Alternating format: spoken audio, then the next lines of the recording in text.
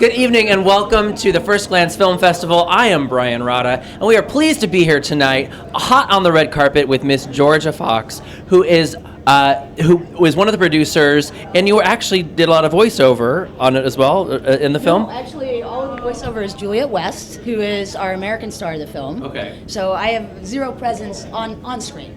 Okay. I just snuck myself into the credits. Yeah.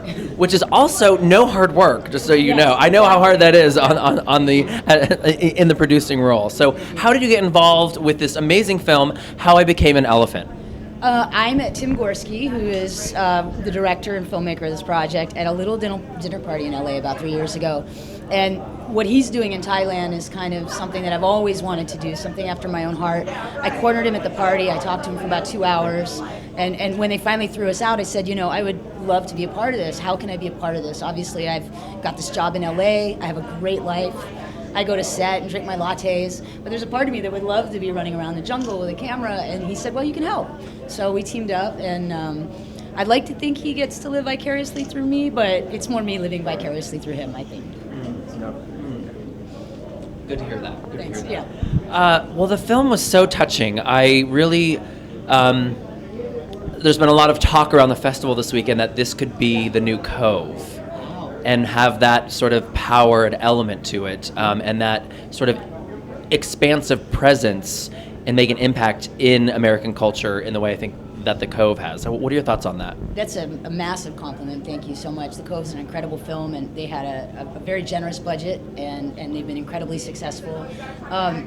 Our goal is to get the message out, the best that we can, and really also to bring the message home, because although the movie is about Thailand, and we're deeply grateful to the country of Thailand for letting us tell this story, all the problems that exist in Thailand on one level or another are happening in the United States and happen at our own zoos and our own circuses, and primarily every elephant that is trained to do anything that you've ever seen has learned through this Thai method, which is thousands of years old and has always just sort of been the way you train an elephant. So our hands, obviously we're a lot of the tourist dollars that go to Thailand that support some of this stuff, and we want, what I would like,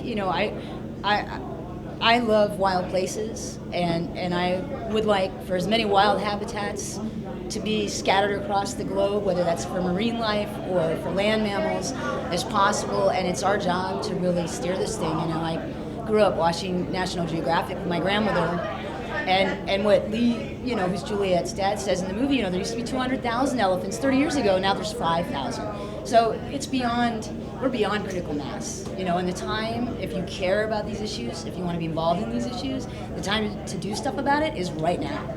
There's no time to spare.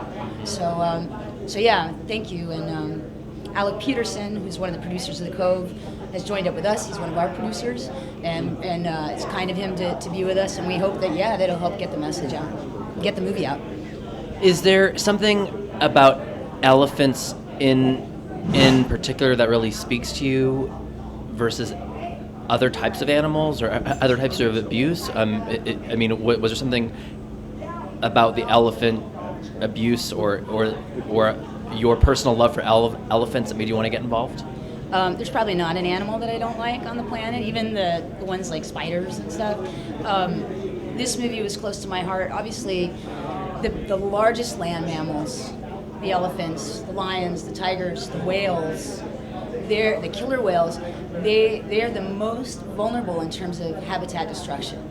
And it will be the hardest to find places for them to live sort of a natural existence coming into the next 20, 30 years. So there's a lot of reasons that we got involved with elephants, but one of them is because their situation is extremely dire. The bigger the mammal, the harder the future is for them, and they're coming up against, these human problems and these animal problems are very connected sometimes. It has to do with industry, it has to do with villages. You see it in LA. We've got areas up here that we've built on in the last 10 years that were wild 10 years ago. That wildlife gets displaced. It either dies or it goes somewhere else. So, we wanted to start with the biggies because they're going to have the hardest time in the next 50 years. Where do you hope that this film will go next? First off, where is it going next, and where do you hope to see it go for its in your wildest dreams? Where do you see it playing?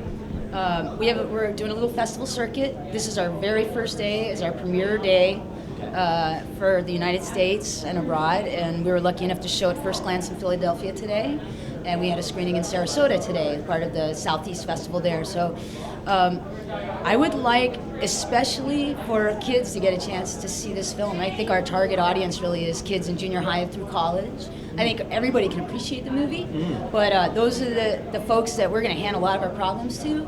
So for me, if I could get this out to the youth around, and I believe in the youth, that's what I would like to see happen for this film.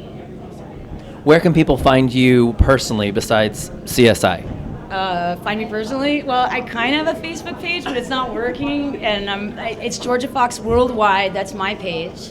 And howibecamenelephant.com is always a good place to get a hold of me. And those would probably be the two best spots. Thank you so much for coming tonight. It means so much, of course. Thank you. Yes. Thanks, Have a good night. guys.